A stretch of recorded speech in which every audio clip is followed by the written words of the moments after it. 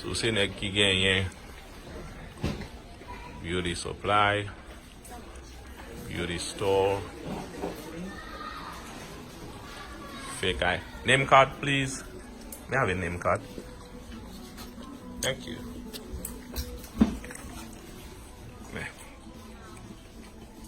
Information là.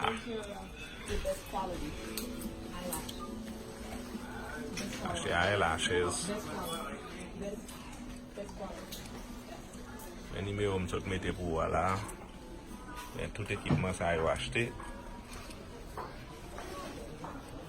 En gros pas conteneur yo vendre, yo pas vendre pas ken bagay. Mais yo encore mettez pour nous. Can I have your name card please? Thank you. I'll give you free advertising. And okay. Okay. So and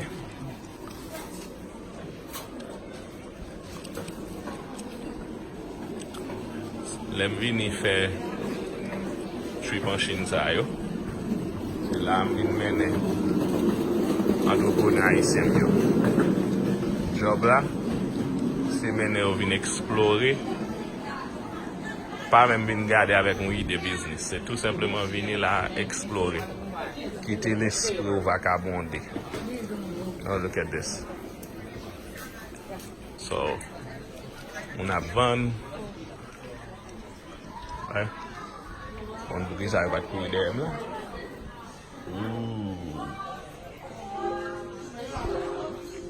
Just want to get it quick. Can I have your name card? Which product? This one. Not my name card. Oh, not your name card? Yeah. Okay, thank you. So which product you have? What product do you have yourself? Eyelashes? Yeah, I like Oh, you're in the wrong place. Okay, so she sells eyelashes. Okay, guys? I'm putting a video on Facebook for you to give you free advertising. It's okay, you can add my WeChat. No, I already give your number. That's your This number. number is my boss. He can It's English. your boss. Yeah, he can English. Then I'm sorry. I need then. Maybe add me. I cannot. It's a video, so they will call your boss, and your boss will come to you. Maybe take my phone number.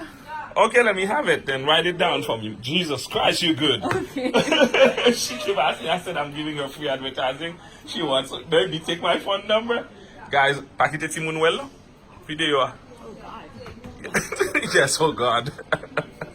It's not very Christian. So it's not very Christian at all. What says?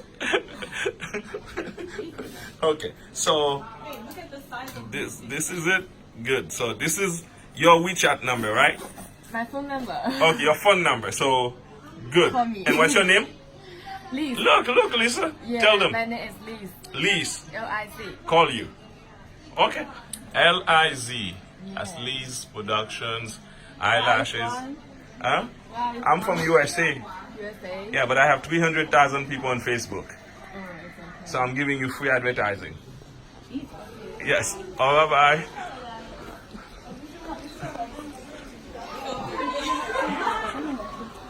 On video. So. Okay, guys.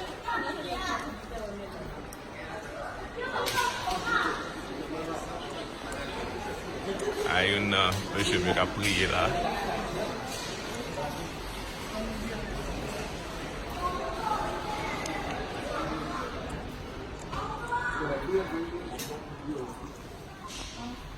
E wako 5 minutes toujou? Map ban nou 5 minutes business.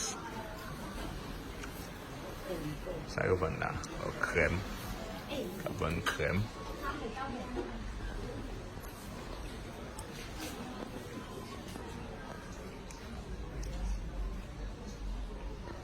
Food.